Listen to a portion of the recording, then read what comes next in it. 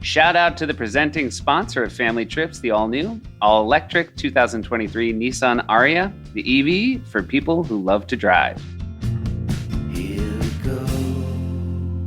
Hi, Pashi. Hi, Sufi. This is a very exciting episode. Are you excited for it? I am. This is our first listener episode where we've asked you, the listener, to help provide us content. Yeah. It's really taking the pressure off of us. We're sitting here looking at each other and we're about to hear these stories for the first time and react to them as we're lucky enough to give them a listen. I should note what I love about getting feedback, hearing stories from listeners. You know, on late night, I started doing this thing called Corrections where each week I read all the YouTube comments. And then after the show on Thursday, I record my response to all of the comments. And it is truly a delight to interact with the audience that way. It's been really fun. Yeah. Is there some negative stuff that people are writing in? Like, it's sort of all in good fun, but there must be some stuff that's like mean. Yeah? You know what? The reality is now it's a bit of a performance. I think people who like the show are pretending to be mean people to try to get a reaction out of me. Right. And then I pretend to be frustrated. Yeah. I feel like we're all just playing our parts, which is nice. Yeah. I should note, and I know you're going to blow your top when I say this, Corrections is also a podcast. And if anybody listening to this wanted to check out Corrections, I know you've said time and time again, don't use this podcast to plug my other podcasts. Yeah. Is it bad that I didn't know it was a podcast? It's not great. I mean, I think it's weird that you and I are podcasting together and you have no idea that I'm like doing other podcasts. Well, I kind of do, but it seems like you're really getting into this space. Corrections is just repurposed correction segments. There's no new podcasting. So I'm going to give you a pass. Okay. Yeah. Okay. Do you want to say you're sorry? I don't know that I can say I'm sorry for something that I just didn't know about. I've just learned this, and okay, great. I don't know. That means a lot to me. Thanks. We asked people for their Labor Day travel stories or any sort of travel that happened at the end of the summer. That was all we gave people. And thank you for everybody who called in and left these messages. Let's take a listen to the first one. Real quick, before we do, I just want to say it's a very specific ask to be like, give us your best Labor Day stories. I agree. So yeah, maybe we're going to learn something about our question based on these answers. Yeah, it's not like, hey, tell us about your summer vacation. It was Labor Day specific. And I don't know, we did also say any kind of summer travel stories, but in the future, would you say, tell us the worst thing that ever happened on a boat? Or do you feel like that's also too specific? Well, I feel like that's also going to lead us to some like sad, tragic stories. In the future, for anybody, don't leave us sad, tragic stories. Yeah, you can. They're probably going to get filtered out because we want people to have a good time here. But who knows? Yeah. Maybe eventually this is a podcast that gets down to some real deep, dark stuff and helps people work through things. Maybe it's like HBO's Barry, where it starts as a sort of light comedy and works its way to the darkest show on television. But I should stress, I'm a huge fan of Barry. Yeah. Also, spoiler alert. Yeah. Oh, sorry. We're going to start putting that at the beginning. I've been of the spoiler. I've been listening to Barry the podcast. Is it also? Oh, so you knew that was a podcast? Oh, I love the Barry podcast. Family trips with the Meyers brothers. Family trips with the Meyers brothers. Here we go. All right, let's listen to our first story. Hey dudes, one massive fan of the pod. My name is John, and just really, I try to connect anyone I can with it. So I'll try to make it super quick. I grew up on Long Island, which is about 45 minutes out of the city. And instead of heading to the city on these summer weekends, my family would drive us out to Montauk. Now, I'm one of 7 kids. I'm the youngest of 7. And it was always just utter chaos in the massive green station wagon that we took out east every weekend. But anyway, on the way home, this one time we took my grandma with us. So it was my parents in the front seat, myself and my grandma in like the second seat. In the, I think there was like third seat behind us. I don't remember how big this thing was, but there was a couple of kids there. And then there was like the way back, which had a couple of kids as well. So just anytime we were in the car, it was so loud and chaotic. Everyone was just screaming, and my parents were just so far up front in the station wagon that I don't know if they didn't hear anything or they just blocked it out. Anyway, so we're driving back after everyone's sunburned, and my dad has like fresh fish in the car that he caught. Everyone is screaming, and we're close to home, and we're on a main road and turning onto a side street. And I remember vividly making a left-hand turn, and I was sitting behind my father who was driving, and my grandma was sitting behind my mother on the right-hand side. So we take this left-hand turn, and my grandma is next to me. She was older than for sure. She felt like she was 120 then. I don't know how old she was. She was old. And then as we take the turn, my grandma is gone. And I did like a double take, and I start screaming. So I'm screaming and no one's reacting. And I'm like, grandma's gone. No one reacted. We keep driving, and I scream again, grandma's gone. No reaction.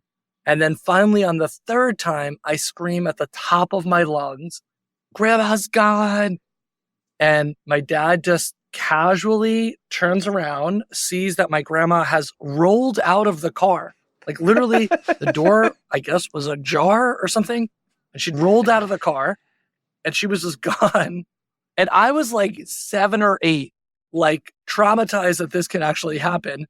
My dad just pulled a U-turn, picked up the old grandma, put her in the car, and we just kept driving, and no one ever said anything about it. And I realized at that moment that my family was chaos. Oh, that's just the best. That's incredible. Also, I will say, what a happy ending that someone said grandma's gone and it didn't mean that she was dead. Yeah. But she could have been.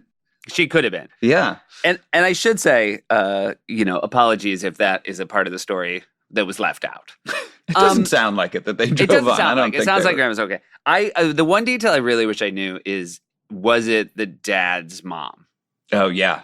Was he spinning back to pick up a mother-in-law, or was he spinning back to pick up his own mom? Did he hear each time that grandma's gone and until someone else reacted? He was like, all right, fine, we'll go get her. I have that fear sometimes of cars, of just like not trusting the doors. Yeah. Or I've driven like with a dog on my lap, and if they stick their head at the driver's side door, which must be illegal, but I sort of am always worried like this, what if this door opens? I feel like we might think that grandma was passive in this, but in reality, she might have been a very old woman in a car full of screaming kids and fish. Yeah. Who thought to herself, fuck this, I'm out. And just on a slow turn, realized that might be her best chance to pop the door and sort of do a soft barrel roll onto the curb. Yeah. And maybe this way someone will pay attention to me. Yeah. Someone will see me on the side of the road. The part of the story our kind listener left out is that not only did the dad have to make a U-turn and go back, he then had to chase down grandma. Who was running. Who was running and trying to wave down a car with less kids and fish in it. Yeah, I feel like also it makes me nostalgic for the days of the station wagon. Like, I know there are still wagons, but now it's SUVs. Yeah. And there are station wagons, but I can picture that big green station wagon. They were such good cars. They were such fun cars. We never had one, but we had friends that did, and they were just always so great to get into. Yeah. Just playing Uno in the back of a moving vehicle. Yeah. We've had other people use the expression the way back, and whatever that part of the car was called, it doesn't matter. Everyone calls it the way back. And also that it was a place where kids would regularly ride. I like too that the path forward that family chose was just to never speak of it again. Yeah. And I do think, not that I recommend this, but obviously if you have a family member who's reached a certain age, you can move forward knowing that no one will believe them if they say that they fell out of the car. Yeah. So you just don't speak of it. You get away with it. That was an A+ story. Thank you, John. Thank you, John, and thank you for listening. I've never been to the Hamptons. That's the Hamptons, yeah. That's the Montauk is the very end of it, yeah. That's what I think of when I think of the Hamptons now, of John and his family. So that's great. So you don't think of extremely wealthy people? No. You just think of grandmothers popping out of state. Yeah. I've always thought of the Hamptons kind of with some disdain for what it implies, but now I kind of like the Hamptons a little bit more because of John's story. I think the person I most associate the Hamptons with is Lorne Michaels, who goes out there, and now I'm gonna imagine him saying, the best part about the Hamptons is just grandmothers popping out of cars. Let's hear our next story. Last summer, I went to Yellowstone National Park with my family. And while we were there, we're driving in the middle of the park, about 45 miles per hour down the road. There's no service, middle of nowhere. And I reached down to get a snack out of the backpack. And when I reach down, the backpack kind of catches underneath the chair and I yank it up. And the bear spray that was in the side little holder where you put a water bottle gets stuck under the chair, and the latch comes off, the safety latch, and it sprays all over me. Now, bear spray is mace, but for bears. So it was the most painful experience I've ever felt. Of course, we had no water at all left, so I couldn't even rinse myself off. It felt like my skin had been dipped in hot sauce, and it was burning all over. Thankfully, we were super close to a little lake where I laid down on the ground and my family just poured water on me for 45 minutes until I finally stopped feeling like I was on fire. But it was brutal. Do not recommend spraying yourself with bear spray. Oof. I mean, my first thought, it does feel like an origin story in a comic book about someone named Bear Woman. Bear Mom. Bear Mom. Just who becomes completely... Mama Bear. Mama Bear. It's Mama Bear. Their superpower would be immunity to bears, obviously. Yeah. Or, and then the ability to, have those bears come fight on your behalf. So it would give you control, sort of an Aquaman, but for bears, if you will. Yeah. That's the way I'd go with it. Do you think this is a cautionary tale of how close your snack should be while you're driving? Yeah, I mean, I know those safeties on bear spray canisters, and the notion that it would sort of get caught on something under your seat and released and then spray is it's horrifying. Does it seem like a lot has to go wrong? Obviously, I've never seen a can of bear spray. It does. I would imagine it's pretty hard to get the safety off. So it seems like a lot went wrong for this to have happened. Yeah, 100%. Yeah, bear spray's no joke. And, you could definitely get that safety off if you were to encounter a bear, which I have not done. But, yeah, I was hiking in Glacier National Park a few years ago alone, and someone who I knew was about to fly back to Los Angeles, and they had bought bear spray, and you can't fly with bear spray just because it's too dangerous and the pressure. And so they were like, oh, here, you can have my bear spray. And I watched a YouTube video of how to properly use bear spray. And then I was like, all right, here I go. And I'm good. And when I was leaving Glacier National Park, I was walking out of my last trail, and there was a father and a daughter who were hiking in, and there were signs everywhere that said beware of bears. And they were like, are there bears? And I was like, I don't know, but here you can have this bear spray. And I did a quick course based on the 5-minute YouTube video I'd watched. And I taught these people and I sent them off with that bear spray. But yeah, I can't imagine getting sprayed in a car. I can't imagine that everyone wasn't knocked out from it. From the bear spray, yeah. Yeah. I remember somebody accidentally sprayed mace in a homeroom that I was in high school. And like everyone was coughing. And who had mace in high school? I don't know. Somebody who was like worried about bears. Worried about bears. They're just worried about, I don't know, being attacked, walking I'll to their tell car. you this news about you can't bring bear sprays on planes. If you're afraid of running into a bear on a plane, that's just terrible news. Yeah. Also, when that mace got sprayed in my homeroom, one girl was particularly like hit by it and people were like, she's pregnant. And that was how we found out this girl in high school was pregnant. Oh my God, because she got hit by mace? Because like mace went off in the room and then it was like, my baby. And people were like, what? It was like, what a way to have to like tell people. Yeah. And then her baby was half bear. Yeah. Was the superhero Mama Bear? Did she say, bears to me? What do you think? I think it's just a big like, roar. Yeah, that's probably it. We carry a tick spray. I don't know, we're scaling it down. And hopefully you understand at this point, the difference between Josh and I is I won't go anywhere where you need a spray for a creature larger than a tick. But we have tick spray in the door of our car because our kids go to camp and we spray them every day when they get out. And our middle one, Axel, who, Josh, is a liar, every day will spray the tick spray in the car. And then you say, who did that? And he blames it on Addie, who is 2 years old and incapable of it. Thank you for that story, and we're glad you're okay after your terrifying interaction with the bear spray. Yeah. And I hope Yellowstone was great, aside from that. Next story. Hi, my name is Jennifer, and I think it was the summer of 96 or 97, and my brother had graduated college and was living in Europe, in France. And so my parents and I flew over to visit him. And when my parents go to Europe, they used to camp.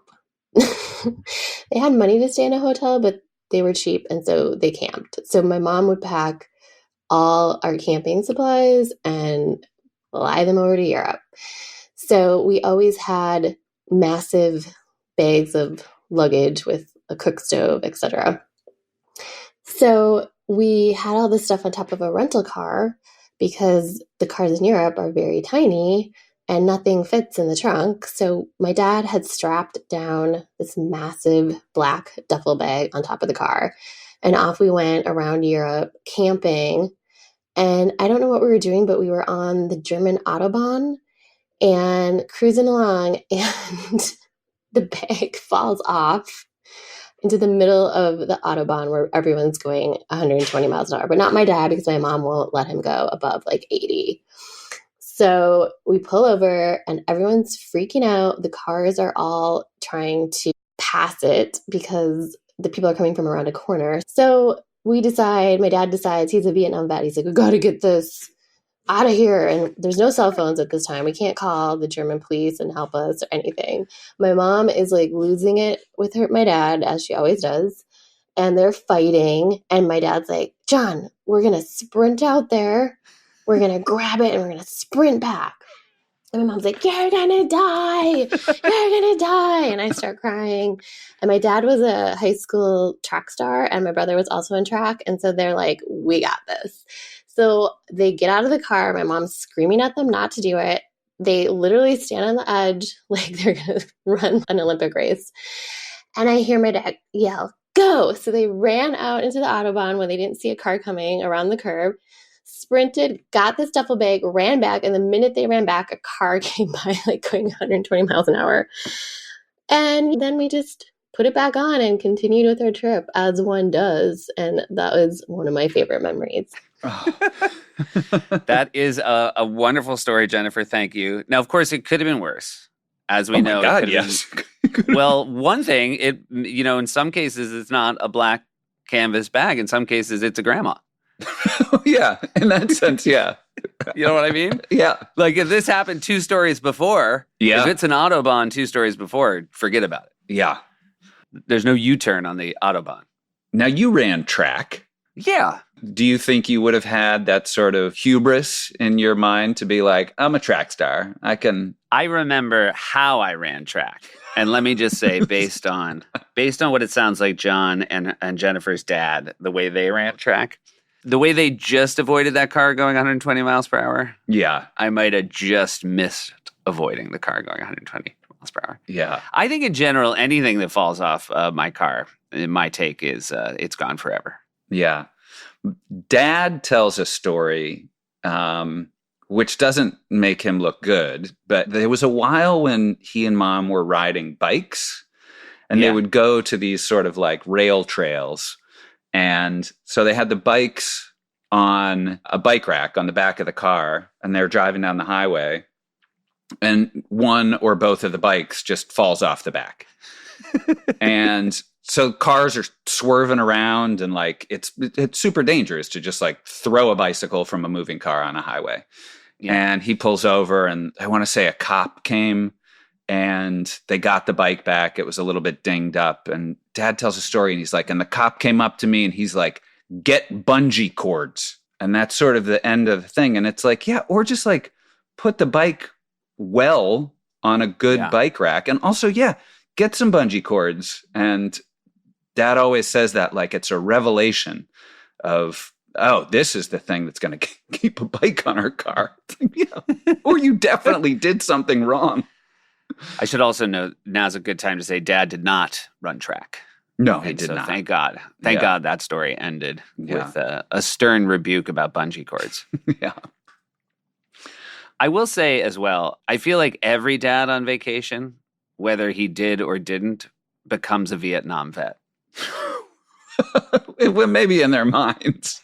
That's what I mean. Like, I think that it is a completely unearned honor that they bestow upon themselves. Yeah. I just feel like, you know what I mean? Where they just all of a sudden, it's like, they're just like, oh, we're back in the shit. I do feel like if I grew up with, Jennifer's father and he was like, we're doing this, there would be a greater chance of me doing it than if it were our father. Yeah, it did seem like John probably, a lot had happened up to that point where he knew that whether he ran track or not, they were going to go into the Autobahn to get that back. Yeah. And I'm very happy, one, that you shared the story, Jennifer, and two, that everybody made it out. I want to point out that sort of like no man left behind sort of philosophy that comes with a lot of military people. Also, if they just made it back and it was a big black duffel bag, it sounds like they needed 2 people to go get it. Right. That one might have been too slow dragging it back and it could have been, catastrophic. The other thing I'm just going to assume is that the rest of the trip was way more rad having gotten a bag off the Autobahn. Yeah. Anytime you have a dangerous experience or encounter like that, it makes you feel more alive.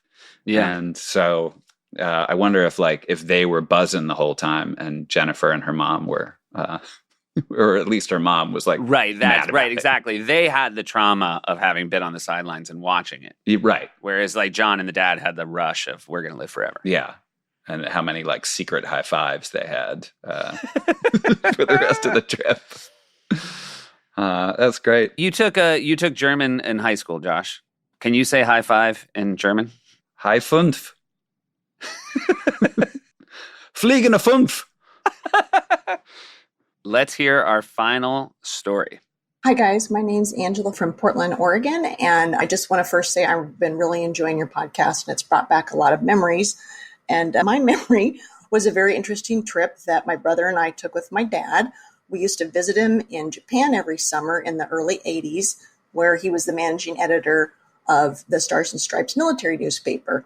So we were there in 1984 visiting him, and we took a trip within a trip. He decided at the last minute to have us go to the Philippines.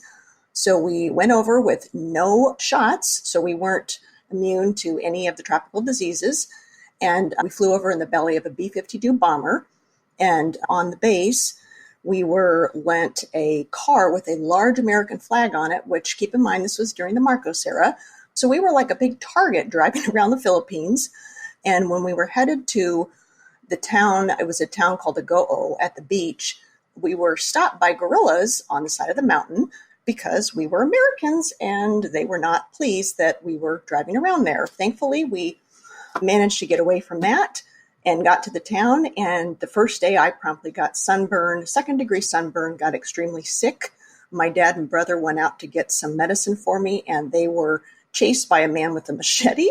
Then we went to a mountain town kind of to cheer up. We watched a movie at a naval base and we came out and there was a raging monsoon. Water was about 1.5 feet high and we were driving back. There was the bridge we came over was washed out and gone and we almost drove into the water that would have taken us to the ocean. We found a hotel nearby for the night and when the man turned on the light, I swear 500 cockroaches went running under the bed that we were supposed to sleep on. So needless to say, it was an adventure that I have never forgotten. Oh, and I also got extremely sick. I don't know if it was Montezuma's revenge or dysentery, but it was a trip I still remember and talk about to this day.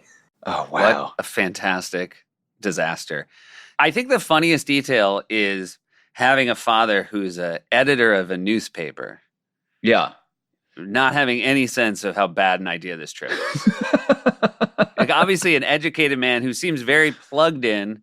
Yeah. Based on where, he's stationed for his job, should have a sense of not the best place to go. Yeah. There's also, if they went to Japan to see him, there's so many places to go there. Yeah, it's true. It's like, but you know what? Let's get in the belly of a B-52 and I know a place where there's machetes. I know where there's machetes and the sun's too hot. And diseases that we're not immune to. I mean, that is really the thesis of this podcast. So thank you so much, Joanne. That sounded like the worst trip ever. And yet so much joy in her voice while she shares it with us. Yeah. Yeah. I mean, I had a nightmare trip to Thailand that I took alone years and years ago. And it was just like, it was a comedy of errors. Like there was so little good that came of it, but it sticks with me. I feel like I learned a lot of lessons out there. So I'm sure Angela did as well. I don't quite know how old she was when she took the trip. I can't imagine it's comfortable, but I would think belly of a B-52 at a certain age is a kick-ass way to travel. Kind of, but also my fiance Mackenzie is a horse. She's an equestrian. She's not a horse. I know we've kind of buried this over the course of this podcast. She is a horse. You know what? It's a new era. People do things. They follow their heart. Okay. She's never flown with the horses. Sometimes the horses fly. And she was going to Kentucky. Pegasi? What do you call? Yeah, Pegasi. She was had a client who was competing in Kentucky, I want to say. And so she was like, I've never flown with the horses and I'm curious to see it. And so she flew out of, I think, Ontario, which is a sort of smaller airport out near LA. And it was a weird time that she had to fly, maybe like 3 a.m. And she said it was freezing and it was so loud. And like the seats were like jump seats. They were not, there was no comfort involved whatsoever. And the horses all have sort of their own stalls and they, have handlers who can come by and bring them food and water and things like that. But I feel like she did it once and was like, oh, I'm good. I would take a flight on a B-52 bomber, but I wouldn't expect to want to be doing it on the regs. Did bad horses take their horseshoes off on the plane?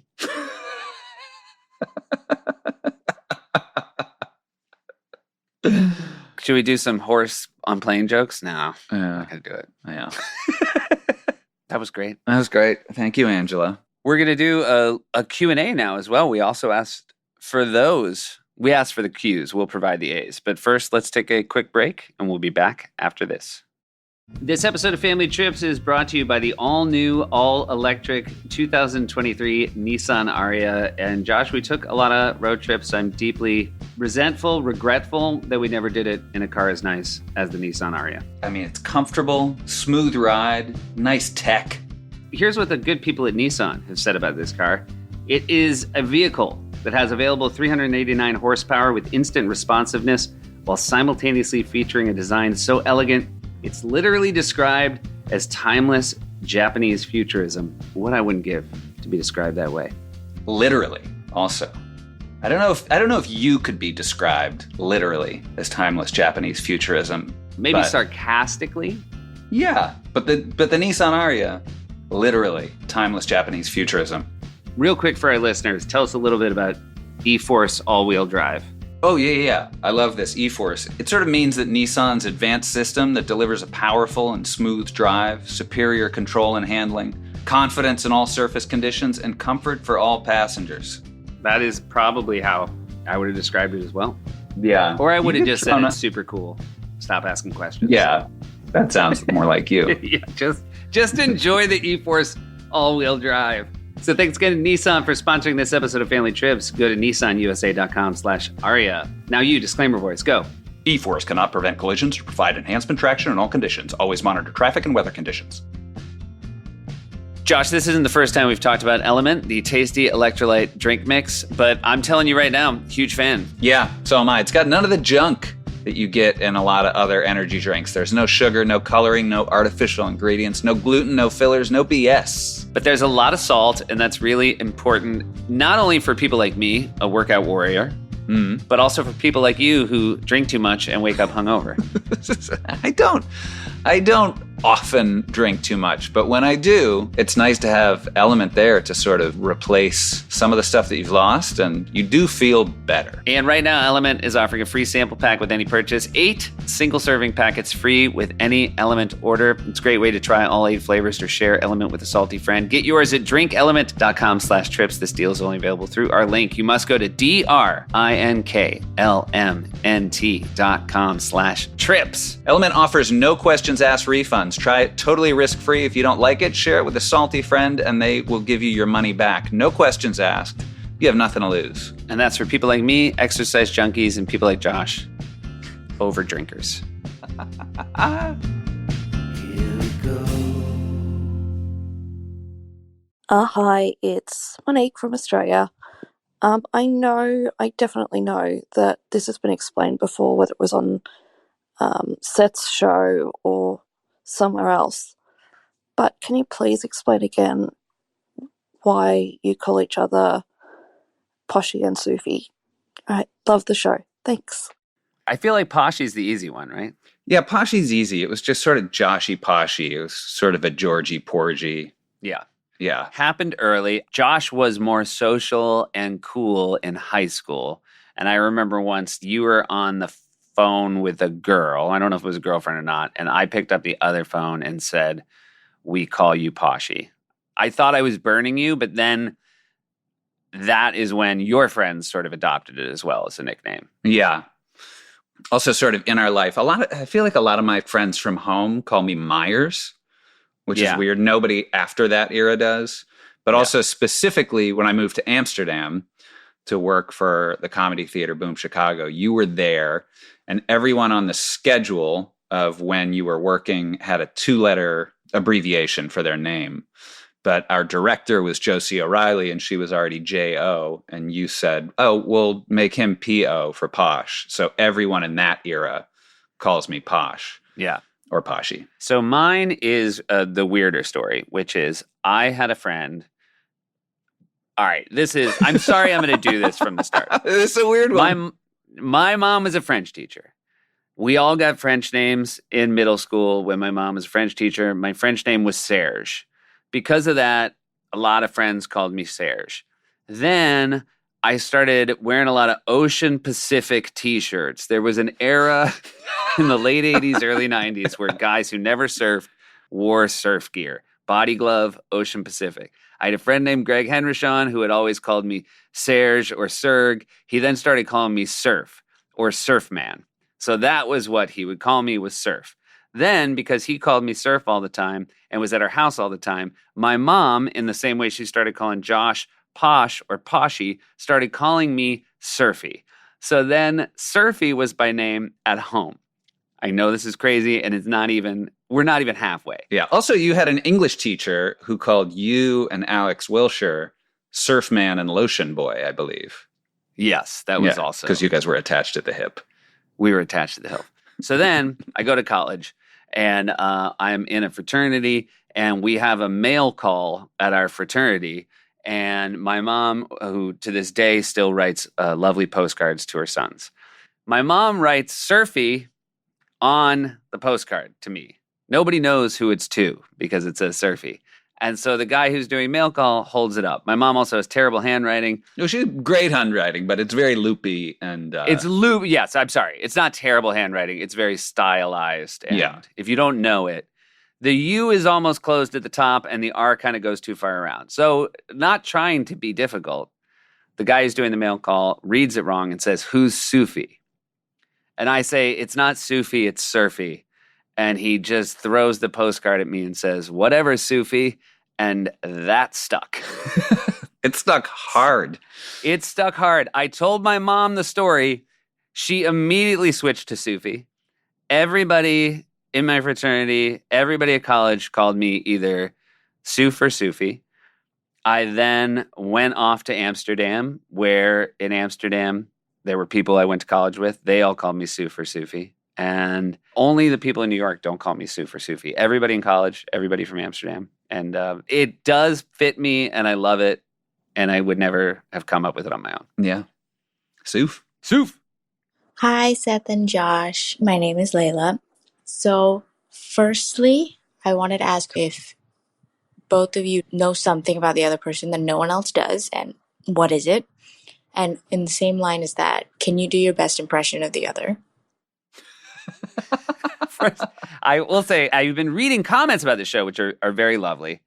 There was one comment, and you can leave comments on the podcast apps wherever you listen to the show, and we do like reading them. Mostly positive. One did say, "I'm super boring without my writers. This strike is crushing Seth Meyers." So, but I feel like one thing that everybody says is we sound so much alike they can't tell us apart. It seems weird that anybody would ask us to do an impression of each other. Yeah. I feel like my impression would be sort of like based on your show. It'd be like, "Let's get to the news." so super shitty.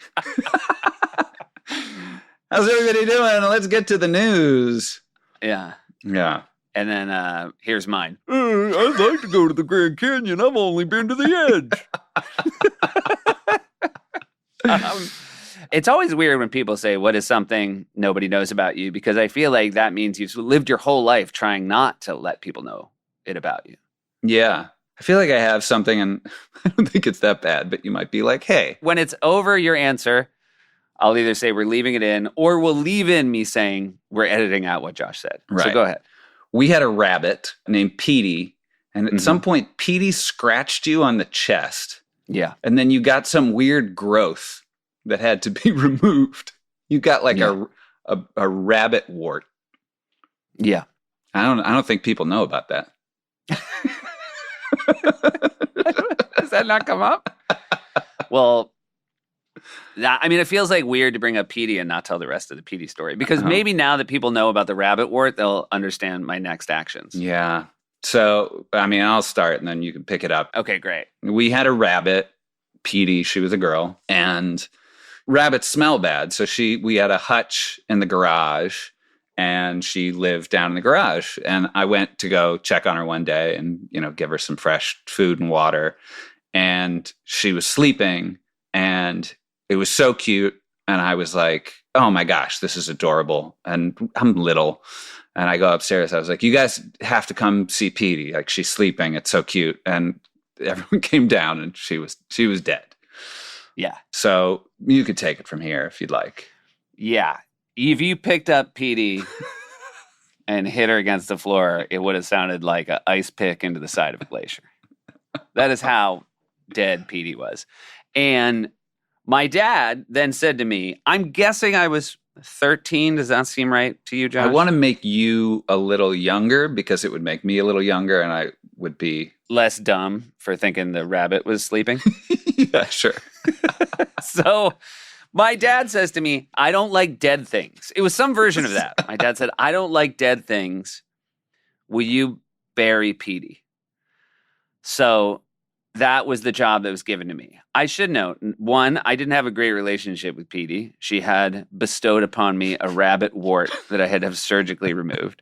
But I did go into this trying to do my job, which was to go bury Petey.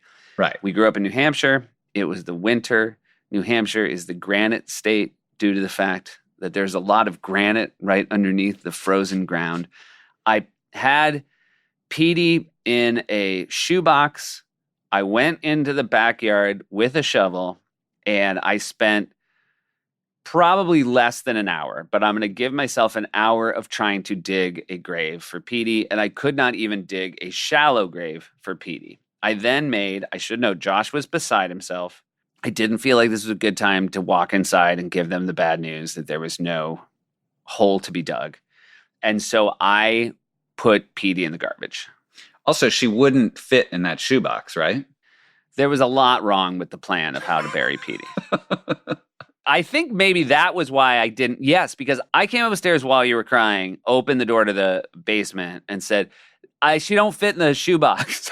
And then you just cried a lot more. So I, at this point, didn't want to give any more bad news about how the burial was going. Sure. So I then made a little mound of the dirt that I had managed to build up. Yeah. And put Petey in the garbage. And there was a rock. There was a rock. There was a rock, a headstone, sort of. Yes. Yeah. I put on a show that this was where Petey was buried. And then you came out, we all came out, and you said a few words about Petey. Yeah. Over this fake grave. Yeah. It was like a sled riding trail of ours, and we would always have to build up a snowbank so we didn't go over Petey's grave in the future. Yes. And so for years, this was the accepted narrative for what had happened, is that I had buried Petey. And then I don't remember the evening. What I remember about it, it was one of the first nights where we were drinking with mom and dad. Like we were at the age. Yeah, I feel like it was 15, 20 years later. Yeah, it was a long time later. We were having wine with mom and dad. It was a genuinely great night. Yeah. And then I completely misread what everybody's vibe was and said, you guys want to hear something really funny? So this, by the way, gets to the heart of what's something nobody knows about you, because sometimes the thing people don't know about you, they should never know about you. Yeah. Because I told them a thing they didn't know about me. I feel like Petey came up in conversation. Yeah, it must have been. It wasn't out of nowhere. But Petey came up in conversation. I'm like, oh, you guys want to talk about Petey? Here's a really funny story. It went over like a lead balloon. Yeah, you told essentially this story. You were like... I told this story like this, and I believe mom's response was, I say words over that grave to Petey every day. No one thought it was funny in the moment. It was. No one thought it was funny or gobsmacked. Cool. Gobsmacked. Yeah. Anyway, rest in peace, Petey. Rest in peace, Petey. You wart-given monster. All right. Well, next question. Josh, were you in the car with Seth when him and his friends ran over that moose? Also, on a similar note, Seth, why do you have so many stories about animals dying? Wow, right on the heels of the Petey story. Yeah, that's kind of hard. It's very hard for me to be like, do I have a lot of stories about animals dying? I was not with Seth for that moose event. Yeah. Yeah, I'm sure I would have remembered it. It sounded awful. Yeah, I was riding with my two friends. Again, Greg Henderson, second name drop in this episode, and Andy Colmer. Andy was driving. I was riding shotgun. We were in New Hampshire, where there's a lot of signage about mooses are going to cross here. And there's a lot of bumper stickers that say, brake for moose, it may save your life. Yeah. Which I've always thought was not an instruction anybody needed. Mm-hmm. I feel like if you saw a moose, you'd do that anyway. Yeah. You know what I mean? Yeah. It's like a sign like, don't go over a cliff, the fall will kill you. Yeah. Unless you're like the kind of dork who drives like an original Hummer and you're like, I'm going to take that moose down. Yeah, that's true. So yeah, a moose came out the road and we tried to brake and we hit the moose. And everybody was fine except for the moose. The moose. Yeah. Yeah, so I don't know. I guess the question I would have is for the animal kingdom is why you keep dying around me.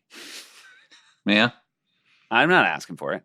It is really heartbreaking because it does now feel like I sort of have something against animals that we've had back-to-back stories.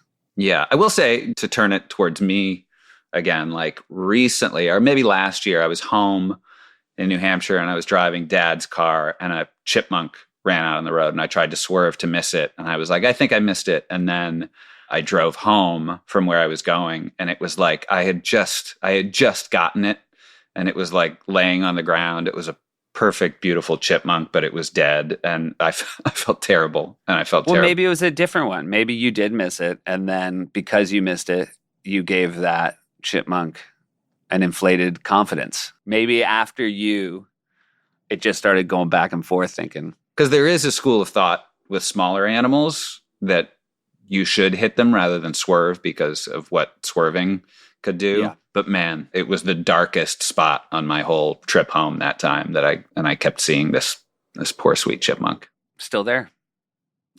Because still there. They can't bury it. We used to find frogs all the time, and every Yeah. frog we named Jimmy. Yeah. And there were also chipmunks that we would see back when we were living in Michigan. And we would, in our little child brains, think it was always the same chipmunk. And we were like, Mom and Dad were like, we should name this chipmunk. And you were like, we should name it Rufus. And I said, no, we should name it Faby because it's a baby. Drove me crazy. To this day, it drives me crazy. Terrible name. And so every chipmunk for us is named Rufus Faby. Every time, to this day, every time we see a chipmunk, my mom will go, oh, look, there's Rufus Faby. And it still makes me so mad. It's so bad. It's so bad. We should name it Faby because it's a baby. And I was like, no, just Rufus. Rufus is a great name. Rufus is a great name. Rufus is a great name. I wanted, before it was overruled, because all our children had to have A names, I was pushing hard for Rufus. Yeah, it's a great name. Yeah. That's great. Yeah. And then it would have been fun because for the first couple years at least, Rufus would have been a baby. I mean, there's no way you would have been able to name a child Rufus without all of us calling it Rufus Faby. Rufus Faby. That's true. I probably dodged a bullet. Forever. Yeah. Let's have our next one. Hi, Josh and Seth. My name's Rachel, and I actually am curious about your guys' trips to Pittsburgh. I know you talked a little bit about it on the podcast, but you more talked about the car ride there when your parents were on. I also grew up driving to Pittsburgh, but my car ride was usually 18 hours. We drove from Minneapolis to Pittsburgh with like me and my 3 older siblings and my parents. My dad grew up in Pittsburgh, and he's from there, so we would go visit my grandparents and literally do like the Pittsburgh Incline, Permane Brothers. If we were lucky, we got to go to the Steelers training camp. So I want to hear what you guys did there growing up. I think it's a great city. I think it's so nostalgic. It's so fun going there with like how much all the fans care so much about all the sports. It's just like a great town. So curious to hear what you guys did. I think the podcast is amazing. You guys are hilarious. I'm a huge fan. We love Pittsburgh, and it is such a better city than its reputation to people who've never been there. Oh, yeah. People go and they can't believe how pretty it is. Yep. Just whatever they've been told isn't right. And my dad likes to say more bridges than Venice. Mm-hmm. Beautiful bridges everywhere. You know what? He actually doesn't like to say it. He just has to. He has to. It's true. Because it's true. There are certain things my dad has to say. The incline, we used to do that every time we were kids. The incline was a way of, I think, bringing steel workers down to a different part of the city. Yeah, is that Mount Washington above, maybe? I think it is Mount Washington. It's a funicular. It's a funicular. Yeah. And it's very short, and I feel like it was like 5 cents or something like that. Yep. We used to go to the Pittsburgh Zoo. The Pittsburgh Zoo is a beautiful zoo. That was a thing we would do when we were kids. Permane Brothers is a very famous sandwich place where they put French fries on the sandwich. That was definitely a stop. Very sadly, the original, which was maybe my favorite restaurant in the world, which made the best hot dogs I've ever had, sadly closed during the pandemic. But that was a place we would always stop as well. Yeah. I remember the original is the first place I ever saw a Miss Pac-Man machine. Mm-hmm. Yeah. It was really great. As now a vegan, I could say those were the best hot dogs ever. Yeah. And they, like, their recipe, you couldn't get them. Like, Dad's friend Denny owns restaurants, and I remember he tried to get the recipe because he wanted to serve those hot dogs because they were incredible, and whoever made them for them was like, nope. Like, and so now I hope that hot dog recipe isn't lost to history. I've had some great days in Pittsburgh. Maybe one of the worst days I ever had was Josh and I went to the AFC Championship game in 1995. We drove down from Northwestern University. We drove to Pittsburgh, Three River Stadium, where the Steelers were upset by the San Diego Chargers. That was the most miserable ride home I've ever had. Yeah. We also drove from New Hampshire to Pittsburgh to sleep out overnight at Three River Stadium to get tickets for that game. And we slept in a tent in a parking lot to get tickets for a Steelers playoff game. And the thing I remember about that is I think I'm the biggest Steelers fan in the world. And when you spend a night sleeping in the parking lot of Three River Stadium, I realized I wasn't even close. Yeah. And the Rooney sent pizza to everyone. Yeah. The Rooney family sent And I want to say Kevin Green drove down to sort of like get people fired up. Hall of Famer Kevin Green, rest in peace. A lot of our Pittsburgh trips now are built around going to Steelers games, and we have a lot of cousins there, and it is genuinely a great city, and it makes me very happy to go there. I think recent years we had also very sadly passed away last year, Franco Harris, Steelers Hall of Famer. Yeah. We got to have dinner with him and his wife and his son. And so those are really, to grow up with your dad always talking about how great the 70s Steelers were, to have those moments where we got to share that with him was really cool. So Pittsburgh forever. Yeah. It's the best. Also, the great museums, the Warhol Museum, obviously we didn't go to when we were kids because it wasn't there, but man, it's a fantastic museum. Yeah, love that city. And we went to a great vegan restaurant last time we were Polish vegan restaurant. Yeah. Sort of in a neighborhood Dad said he had kind of only driven by and not stopped in. And it was great. So go Pittsburgh. Go Pittsburgh. We're rooting for you this year. We're hoping for the Super Bowl. More bridges than Venice. Yeah. All right, next question. Hi, Seth and Josh. I was wondering if your family had a classic soundtrack that you listened to during your family road trips. My family always listened to the Forrest Gump soundtrack, and I'm curious if your family had a tradition like that as well. I think it goes without saying, we were a John Prine family. Yeah.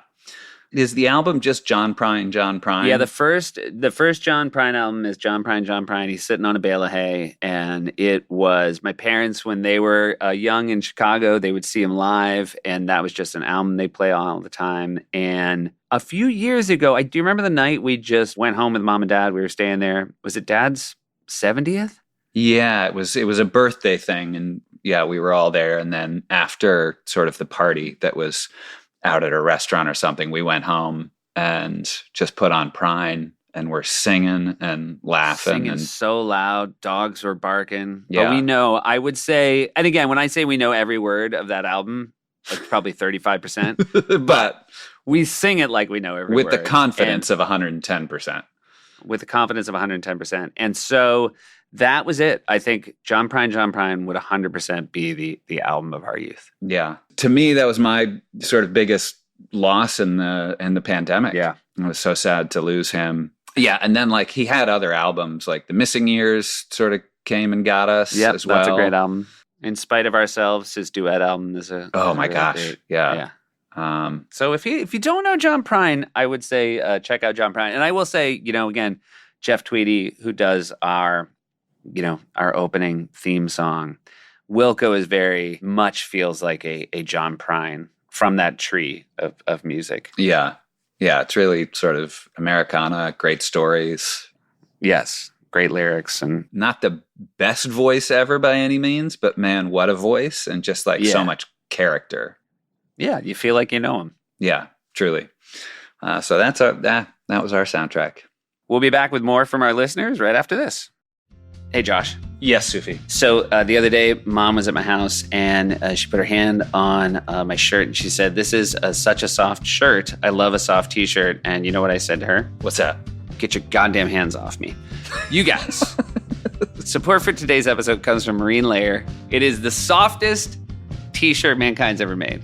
It is really, truly incredible. I cannot stress it enough. And for a limited time, our listeners get an exclusive 15% off discount with the code TRIPS15 at marinelayer.com. Yeah, I was looking for a T-shirt to put on the other day, and so many of the T-shirts in my T-shirt shelf in my closet weren't that sort of super soft thing I was looking for. I was about to have a cozy night on the couch with my fiance, and then my fingers just touched that Marine Layer shirt, and it was like, this is exactly what I want right now. And I was sort of wondering why I have any t-shirts that aren't as soft as marine layer t-shirts, because they're out there to be had. I think we can all admit the perfect tee can be hard to find. Look no further than Marine Layer. For a limited time, get 15% off with the code TRIPS15 at marinelayer.com. That's code TRIP15, TRIPS15. Don't do TRIP15. TRIP15, they come and take your house. TRIPS15 for 15% off your entire order at marinelayer.com, saving your closet one shirt at a time.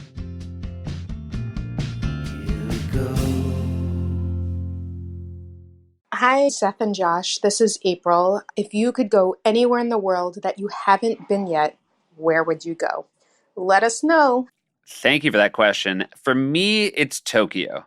I want to wait till the kids are a little bit older because I think that would be a really fascinating trip to do with kids. So number one on my list is, and just Japan in general. I think if we went all the way there, we wouldn't just do Tokyo, but that would be where I'd want to go.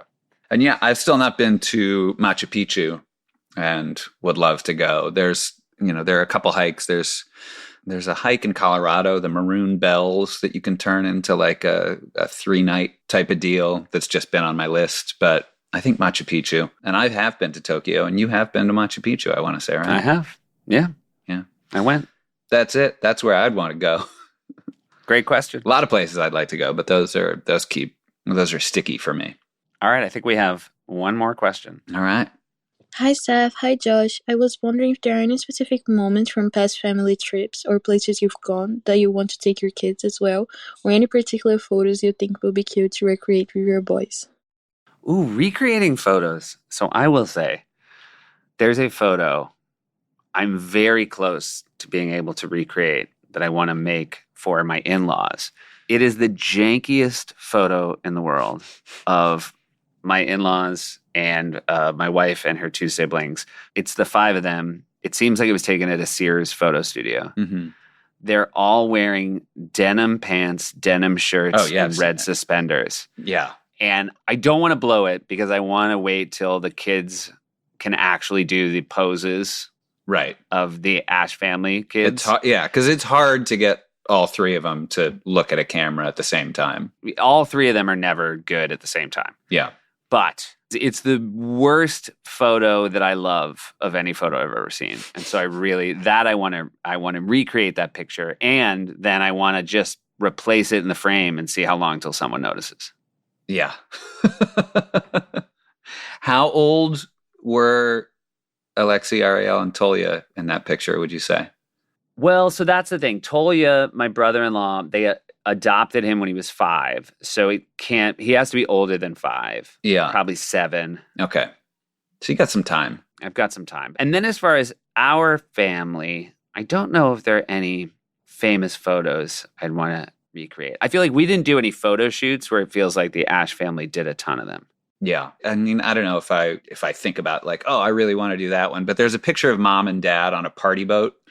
Yeah, I know that picture. Yeah. And she's like got her leg kicked up. Yeah. She looks like $1 million. But yeah. And they also look like they could be like a Vidal Sassoon ad. Yeah. Their hair is banging in that picture, both of them. We should get that photo out. Yeah. For the world to see, because it might be the moment they each look the best at the exact same time. Together, too. Yeah.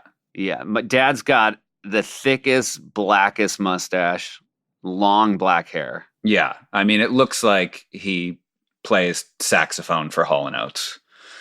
Yeah. And mom mom looks incredible. And I do love a party boat. And so if Mackenzie and I were on a party boat and could somehow recreate that, I'd like to do that one. I will say a trip where I did recreate photos. One of my all-time favorite movies is In Bruges. Oh, yeah. I love In Bruges very much. And I made Alexi go to Bruges with me. And over the course of the time we spent there, I had her recreate a bunch of scenes and take photos of it. Did she like that? And then, you know what? It doesn't even matter if she liked it, because here's why she's great. She then made a book. She got stills from the movie and the pictures we took and put them side by side. Yeah. And then I got to show that book to Martin McDonough, the director of In Bruges, director and writer of In Bruges, and many other wonderful films. He's one of my favorite filmmakers, and it was great to have him look at it and realize how literally insane I am. It's a great movie. Yeah. And In Bruges is a good visit. And let me tell you something else about In Bruges: 24 hours tops. That's all you need. Oh yeah. For In Bruges. We went to Bruges, though, with mom and dad, and we went to a brewery. Do you remember we went to a brewery? Yeah. Where the beer was so high in alcohol content, they wouldn't give you more than 2. Yeah. And so mom drank her 2 and then made dad get her a 3rd. Yeah. And we were trying to play hearts in that bar, and then we became sort of incapable of doing that. Yeah. There was some statue in some church that they wanted to go see, but there was also a Salvador Dali exhibit. And we went to that Dali exhibit, and if that stuff wasn't melting before, it was melting because of those Belgian very monks. Considerable beers. Also, the stairs were the slipperiest stone steps. Yeah, and they were like a spiral stone staircase. And I remember when we were standing at the top of it after mom had 3 Trappist beers that this was probably the end of her. But she made it. She made it. Never underestimate Hillary Meyers and her tolerance for alcohol. Yeah. 2 hollow legs. 2 hollow legs. Hey, thank you for all your wonderful questions. This was an absolute delight to hear from you. Thank you for listening. And great stories, people. Great stories. Yeah. I think my favorite one was when the grandma fell out on the Autobahn. Yeah. I was thinking he was just going to like tip into his grandma, and she farted loud. Yeah, I know. I really did think a fart was coming, and instead it was so much. Yeah. So much more. With that said, we don't know if she farted when she hit the ground, because obviously the car was too far away to hear it. Right. Yeah. I'm pretty sure when grandmas hit the ground, there's always a fart. There's a little fart. Yeah. Let's listen before we go. We have some bonus audio from our biggest fans. I really think that your father was terrific on that podcast you did with your mom and dad. And I thought your mom was a little bit harsh when she only gave your father a 5 out of 10. I thought that he was at least an 8 or a 9 out of 10. He seems like a very charming guy and a great storyteller. Well, he makes a good case. He does make a good case. Whoever that anonymous caller is. Yeah. I would also, as a quick mea culpa here, I gave Jake Tapper 5 out of 10 for staying on topic in terms of family stories. And then I listened to that episode, and it was better than 5 out of 10. So I get that from mom, I guess. I want all our guests to know that if you are kind enough to give us your time, Josh will judge you. Yeah, I will. We got one more. Oh, we got one more. Oh, my goodness. Yeah, we got one more piece of audio here. I am a huge fan of the podcast, oh, Jesus. Especially the songs at the end.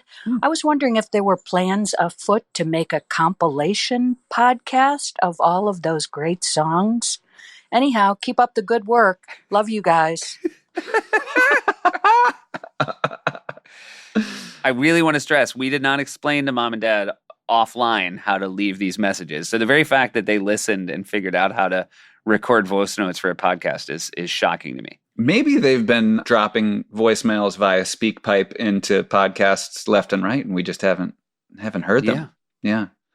Although the only thing I would say that makes that unlikely is they, after listening to a few of ours, they said to you, "We like podcasts. What are other ones?" And then I told him a couple, and Dad was like, "I've heard that one." Then he was like, "Make me a list." They want so many lists. Yeah. They want so many lists. Oh, man. I do think at some point, Josh, we do have to maybe do a Sweet 16 type situation where we let our listeners vote on a best song so far. Yeah, sure. Of the guests. Yeah. Do you have a favorite so far that you've done? I think the Timothy Oliphant is my favorite thus far. We should note he didn't leave it on SpeakPipe, but Timothy left me a voicemail saying he was a big fan of his song. Yeah. So that's always nice. I like that positive feedback. Keep at it. My favorite thing about this podcast is how much harder it is for you than me. Yeah, it can be stressful. Because you have to write a new song every week. Yeah. No. All right. Thank you, everybody. And everybody who left a message. I hope this is okay, Josh. Everyone who left a message, Josh is going to write you a song. Wait. All right. Have a good one, everybody. All right. Bye. Well, John's driving home, and the station wagon looks like summer's reached its end.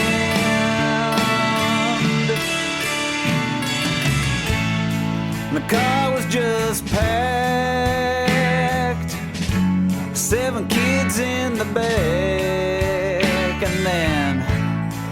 and that's when they went around the bend.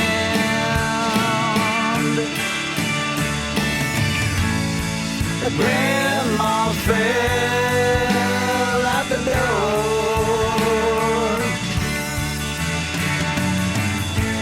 Maybe Granny won't come on vacation.